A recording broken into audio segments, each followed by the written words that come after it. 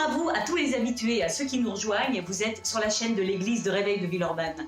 Je suis Sigrid, responsable de la louange, et au nom de toute l'équipe, je vous souhaite la bienvenue pour ce culte. Restez avec nous, il y aura un moment de témoignage, un moment de louange, un moment de message, et moi je vous dis à tout à l'heure. J'espère que vous allez tous bien, et je vous souhaite un bon culte. Bonjour à tous, c'est Marina et Anthony du groupe de jeunes de l'église évangélique de Réveil de Villeurbanne. On espère que tout le monde va bien, que tout le monde se porte bien dans ce temps de confinement. Et ce matin, on voulait vous faire part d'un petit témoignage. Oui, alors c'est vrai que pendant ce temps de confinement, qui peut être vu comme quelque chose de très contraignant, le fait de ne pas pouvoir sortir, c'est vrai que le Seigneur m'a permis en fait de comprendre qu'il fallait que je vois ce confinement comme une réelle opportunité. Oui, une opportunité de pouvoir le chercher et vraiment d'avoir une relation beaucoup plus profonde avec lui. J'ai ainsi reçu différents versets, et notamment Proverbe 8-17 qui dit « Moi, j'aime ceux qui m'aiment, et ceux qui me recherchent ne manquent pas de me trouver. » Et dans Jean 14-21, il dit « Celui qui m'aime vraiment, c'est celui qui retient mes commandements et les applique. Mon Père aimera celui qui m'aime, moi aussi je lui témoignerai mon amour et je me ferai connaître à lui. » Donc c'est vrai que en lisant ces versets, j'ai vraiment pris conscience qu'il ne fallait pas simplement que j'aille le dimanche à l'église ou que je me contente de prier le matin quand je me lève ou le soir quand je me couche ou de faire quelques jeûnes de temps à autre, mais que je recherche vraiment le Seigneur profondément en fait parce qu'il se laisse trouver. Et c'était vraiment important pour moi aujourd'hui de vous encourager en ce sens et de voir vraiment ce confinement comme une réelle opportunité pour vous de connaître ce Dieu qui est si grand, si merveilleux et qui vous réserve des projets de paix et non de malheur pour vous donner de l'espérance et un avenir. Et suite aux révélations que ma sœur a eues, que le Seigneur lui a faites, on a eu une discussion, elle m'a parlé et ses paroles honnêtement m'ont beaucoup touché. Et le Seigneur m'a fait prendre conscience que ma relation avec lui n'était pas si profonde que ça finalement. Puisque moi je suis quelqu'un de très fainéant, je suis vraiment très fainéant.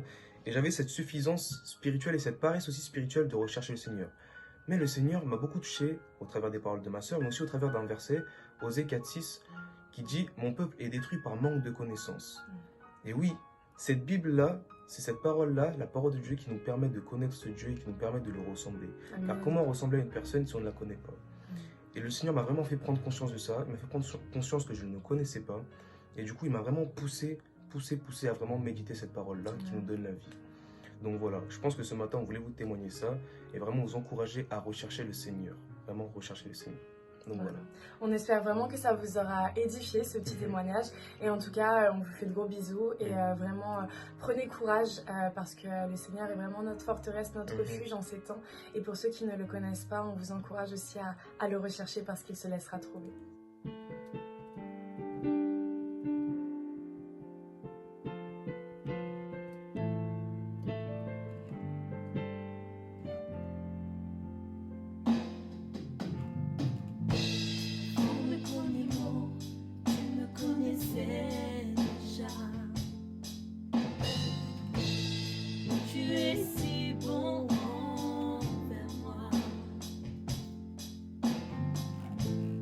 Avant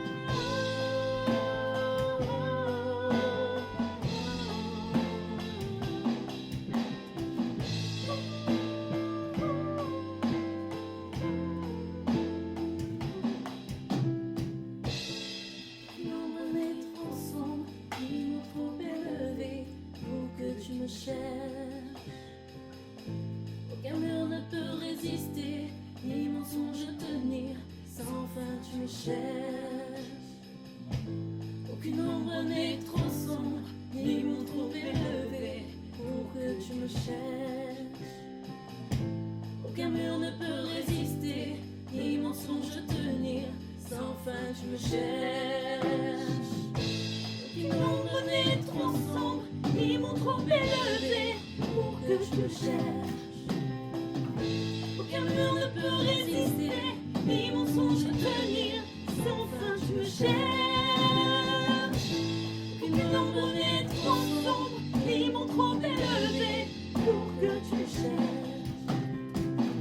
Aucun mur ne peut résister, ni mensonge tenir, sans fin je me cherche. Oh, l'amour renversant, extravagant, infini de Dieu. Sans faiblir, il me cherche, il me poursuit, me ramène à lui. Je suis intime et sans mérite, mais pour moi tu t'es livré. Oh, l'amour renversant, extravagant, infini de Dieu.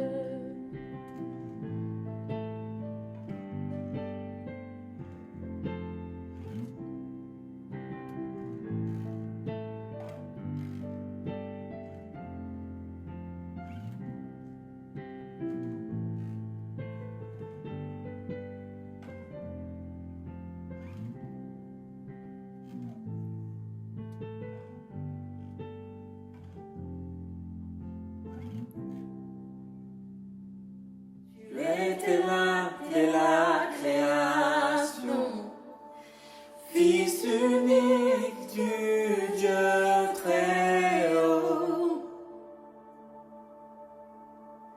Les mystères de ta gloire révélés en toi, Christ, notre Seigneur. Oh, ce nom est si merveilleux. Oh, ce nom est si merveilleux, le nom de Jésus Christ mon roi. Oh, ce nom est si merveilleux, sa beauté est sans pareil.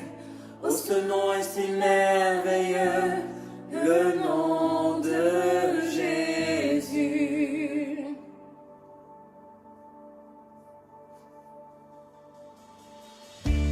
N'a pas voulu les cieux sans nous. Alors Jésus, tu es venu.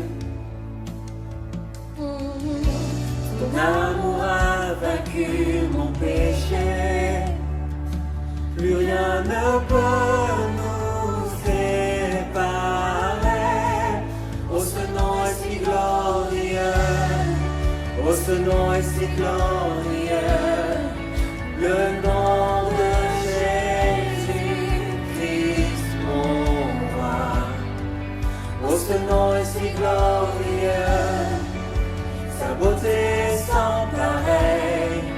Oh, ce nom est si glorieux, le nom de Jésus.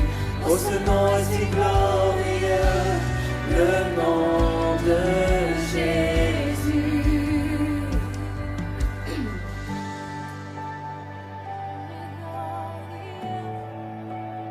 Oh Jésus, oh, oh, oh, toi seul est libre. Oh,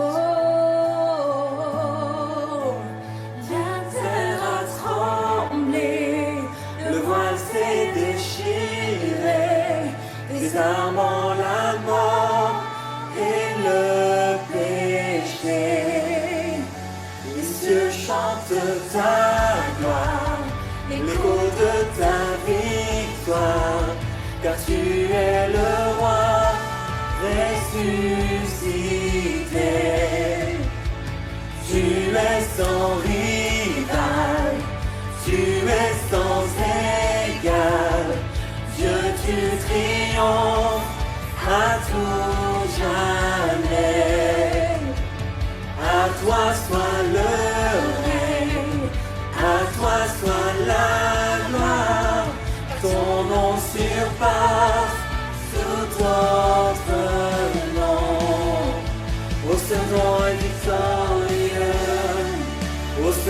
est victorieux, le nom de Jésus-Christ, mon roi.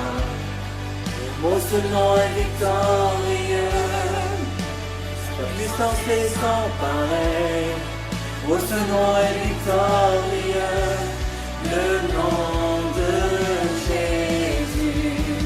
Tu es sans rival, tu es sans égal. Dieu, tu triomphes à tout jamais. À toi soit le règne, à toi soit la gloire. Ton nom surpasse tout autre nom. Oh, ce nom est victorieux. Oh, ce nom est victorieux. Le nom de Jésus-Christ, mon roi. Oh, ce nom est victorieux. Sa puissance est sans pareil. Oh, ce nom est victorieux, le nom de Jésus. Oh, ce nom est victorieux, le nom de Jésus. Oh, ce nom est victorieux, le nom de Jésus.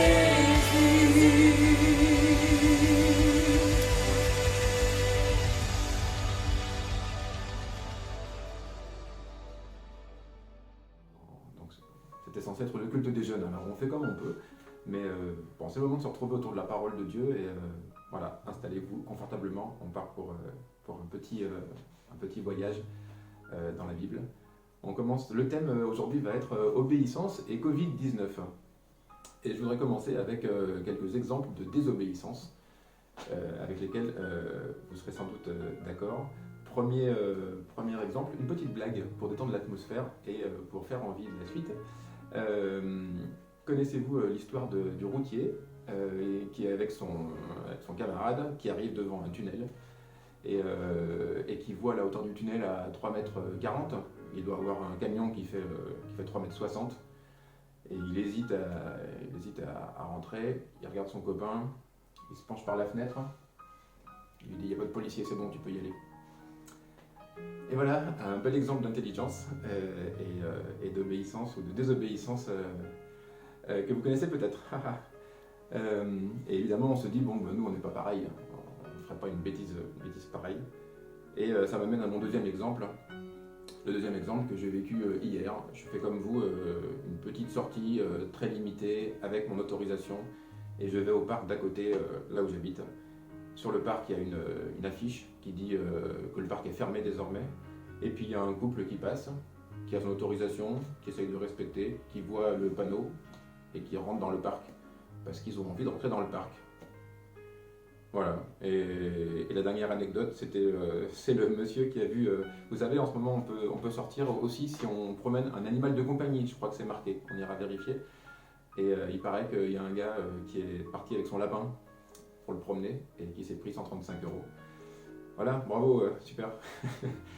Donc, conclusion, eh ben, on est tous faits du même bois. On essaye de respecter quand on peut, quand on veut. Et malheureusement, on voit ce genre de comportement en ce moment. On essaye de comparer, si vous voulez bien, avec qu'en dit la Bible. Que dit Dieu dans la Bible au sujet de l'obéissance? Comment il voit ça? Si on regarde bien, il y a une sorte de pédagogie en deux temps. Il y a le temps Ancien Testament, où si vous allez lire dans le livre de l'Exode au chapitre 20, vous voyez les 10 commandements. Et les 10 commandements que vous pouvez peut-être pour certains réciter dans l'ordre, réclament une obéissance stricte. Voilà, l'Ancien Testament est rempli d'exemples où le peuple hébreu, à l'époque, qui est comme un bon exemple de ce qu'on ferait nous aussi aujourd'hui, essaye de respecter et parfois désobéit et parfois est sanctionné sévèrement par Dieu. Donc on voit que première étape, les 10 commandements et les commandements de Dieu doivent être obéis strictement. Dans le Nouveau Testament, Jésus va un peu plus loin, il explicite, on peut dire, comment est-ce qu'il voit un peu plus finement l'obéissance. et je vous propose de lire avec moi.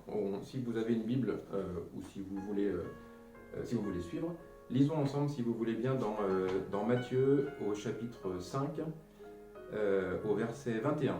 Voilà, je vous lis l'extrait qui m'intéresse.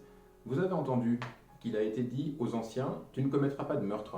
Donc c'est dans Exode 20, le 6e commandement, si je ne me trompe pas. Tu ne commettras pas de meurtre ou tu ne tueras pas. Celui qui commet un meurtre sera passible du jugement. Mais moi je vous dis, quiconque se met en colère contre son frère sera passible du jugement. Celui qui dira à son frère raka, c'est-à-dire imbécile, sera justiciable du Sanhédrin, c'est-à-dire du tribunal. Celui qui dira insensé sera passible de la géhenne du feu, de l'enfer, quoi. Voilà un petit peu ce que Jésus rajoute. Alors, on a une image de Jésus qui est tout amour et pardon. Certes, il l'est, mais il explique aussi comment il voit un commandement, comment il voit l'obéissance selon Dieu. Et il dit, non seulement tu dois obéir au commandement, mais tu dois aller plus loin que le commandement. C'est-à-dire que l'intérêt, c'est pas de comprendre, d'obéir simplement à la règle, de manière littérale, c'est de comprendre la motivation du commandement.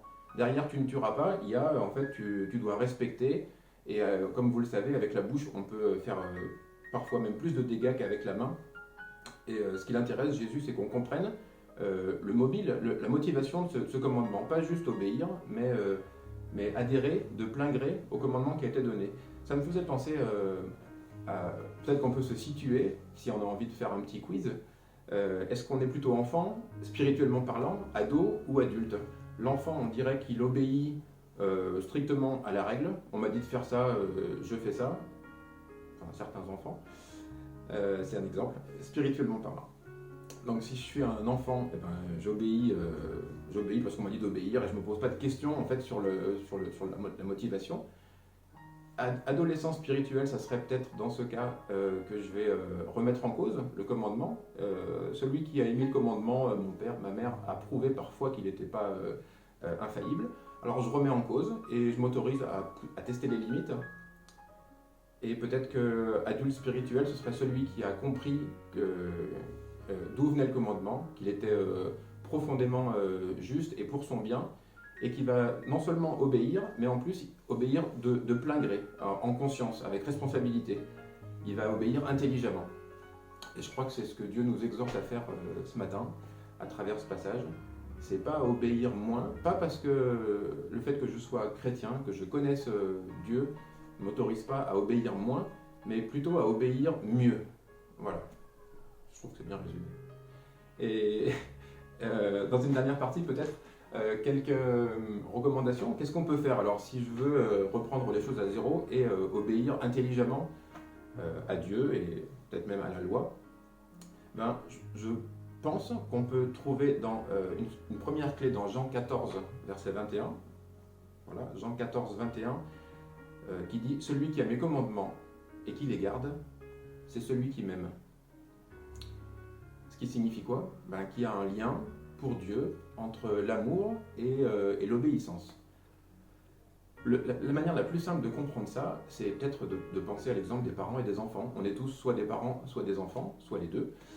Et quand on est parent, avouez qu'on comprend très bien ce lien-là. Je donne un ordre à mon enfant, pas par autoritarisme, pas pour l'embêter ou pour restreindre sa liberté, mais parce que je l'aime.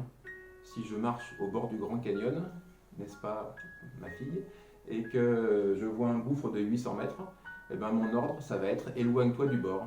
Pas pour t'embêter, mais parce que je t'aime et que je veux te préserver. Il y a un lien entre le commandement et l'amour que j'ai pour elle. Et quand on est enfant, malheureusement, on comprend un petit peu moins ce lien-là. On le voit comme une restriction de liberté et on ne comprend pas forcément. Il y a un parallèle évidemment avec Dieu et nous. Je crois que Dieu comprend très bien ce lien-là entre amour et obéissance. Et nous, les êtres humains, on le comprend un petit peu moins. Mais c'est important avec parents, enfants, je crois qu'on comprend mieux le truc. Et puis, une fois qu'on a compris le lien qu'il y avait pour Dieu entre l'amour et l'obéissance, et bien peut-être que le mieux maintenant, c'est de sentir l'amour de Dieu, parce que si je sens l'amour de Dieu, je pourrais alors lui obéir en conscience et intelligemment. Comment on fait pour sentir l'amour de Dieu? Ben, on s'arrête une minute et on médite sur ce dernier verset. dans 1 Jean 4, verset 19, il est écrit nous l'aimons car il nous a aimés le premier. Nous aimons Dieu parce qu'il nous a aimés le premier. Alors comment est-ce que je sais que Dieu m'a aimé le premier? Le plus simple, c'est de se tourner vers Jésus, parce que la plus grande preuve d'amour de Dieu, certes il nous a créés, mais est-ce que c'est pas suffisant pour se sentir aimé? Pour se sentir aimé, il faut se tourner vers Jésus et réaliser ce qu'il a fait. Si vous vous rappelez les épisodes de la vie de Jésus, le bien qu'il a fait, le mal qu'il n'a pas fait, si vous vous rappelez les circonstances de sa mort, qu'est-ce qui l'a poussé? Est-ce qu'il était coupable de quelque chose? Si vous vous rappelez sa mort et sa résurrection, et le bien que ça a engendré, l'espérance que ça a engendré, l'espèce de souffle énorme qui a commencé il y a 2000 ans, et qui fait qu'aujourd'hui je suis encore en train de vivre sur cette espérance, sur ce souffle, moi et vous sans doute. Il a créé tellement, il a créé un souffle tel que ça c'est l'amour. Il a vécu cet amour pour les gens, il est mort par amour pour moi, il est ressuscité, c'est ce que nous croyons. Et cette preuve d'amour, c'est ça le centre de ce verset. Il m'a aimé le premier, alors en échange, je veux l'aimer aussi. On veut juste fermer les yeux une seconde, une minute, et réaliser ça maintenant. Au moment où je parle, au moment où vous m'écoutez chez vous, confinés, avec vos propres combats, avec votre passé, votre arrière-plan, avec les combats aujourd'hui, peut-être la maladie autour de vous, peut-être même des deuils autour de vous, et que vous êtes oppressés de toutes parts. Crainte au dedans, comment dit le cantique? Crainte au dedans, lutte au dehors. Et dans ces circonstances-là, il est possible de sentir l'amour de Dieu. Et j'espère que vous le sentez au moment où je parle, parce que là où 2 ou 3 sont assemblés, alors il est au milieu d'eux. Et on est assemblés aujourd'hui. Et l'amour qu'il y a entre nous, dans l'église de Villeurbanne, dans l'église avec un grand E, cet amour-là, c'est l'amour de Dieu. Vous connaissez le passage dans Matthieu 22 qui dit que c'est quoi le premier commandement? Aimer Dieu de tout son cœur ou aimer son prochain, ce qui est identique. Tous ceux qui aiment, et on est tous à la même enseigne, tous ceux qui aiment, alors ils connaissent l'amour de Dieu. C'est ça l'amour de Dieu, c'est le même amour que celui qui est entre nous. On arrive à la conclusion de ce message sur l'obéissance et l'amour, qui est toujours le thème du trimestre dans notre église. Et tout est lié. Donc je vous exhorte à 3 choses pour terminer. Premièrement, attention au tunnel, très important.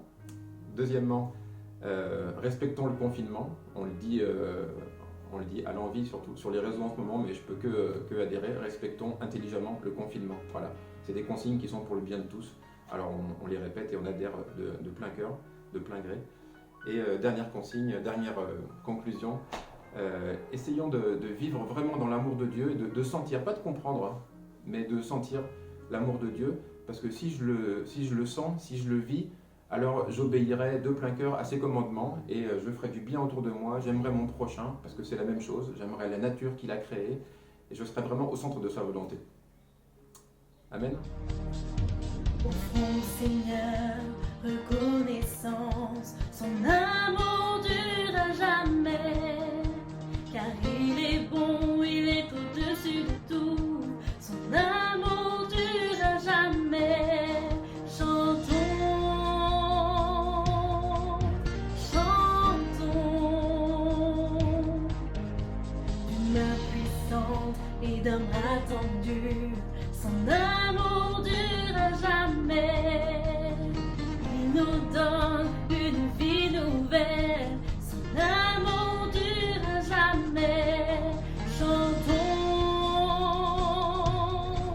chantons, chantons, chantons. À jamais Dieu est fidèle, à jamais Dieu est grand, à jamais Dieu est avec nous, à jamais, à jamais, à jamais.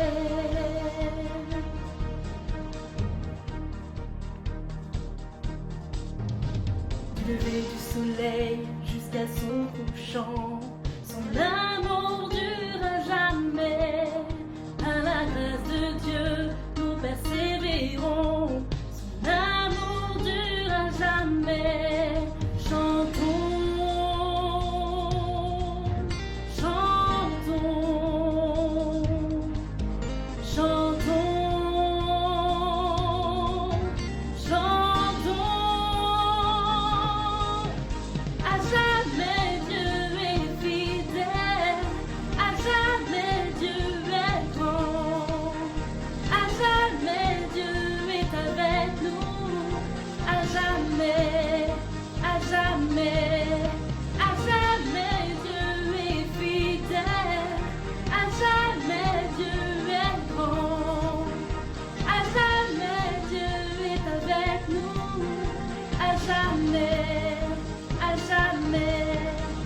jamais.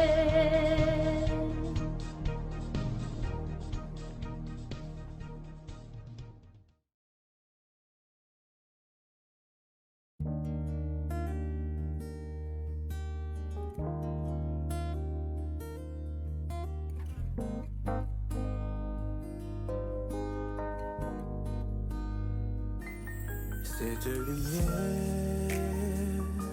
qui brille réchauffe mon cœur, m'environne et me remplit de bonheur, m'inonde de ta joie, Seigneur. Dieu, tu es si bon et tu fais des merveilles. Je ressens ta présence, je me sens si bien, car je sais que tu es là. Quel est cet amour, amour intense, amour immense, c'est ton amour, ton amour. Un si grand amour, inébranlable, incomparable, quel amour, oh quel amour, cette lumière qui brille réchauffe mon cœur, m'environne et me remplit de bonheur, m'inonde de ta joie, Seigneur. Dieu, tu es si bon et tu fais des merveilles. Je ressens ta présence, je me sens si bien, car je sais que tu es là. Quel est cet amour, amour intense, amour immense, c'est ton amour, oui ton amour. Un si grand amour, inébranlable, incomparable, quel amour, oh quel amour. Et je suis en paix, je ne suis pas seul, tu es près de moi.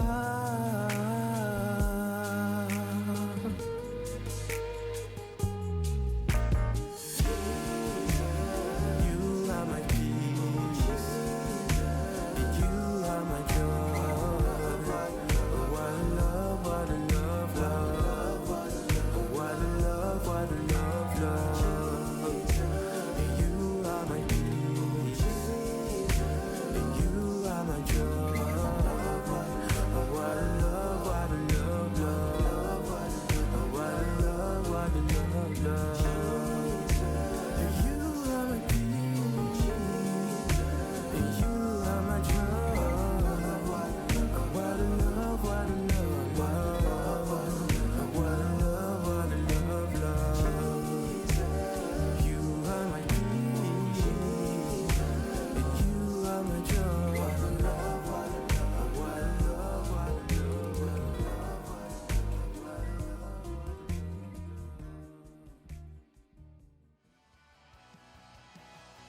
Voilà, je vous souhaite un bon dimanche à tous. Je veux juste terminer évidemment en vous disant à tous qu'on vous aime.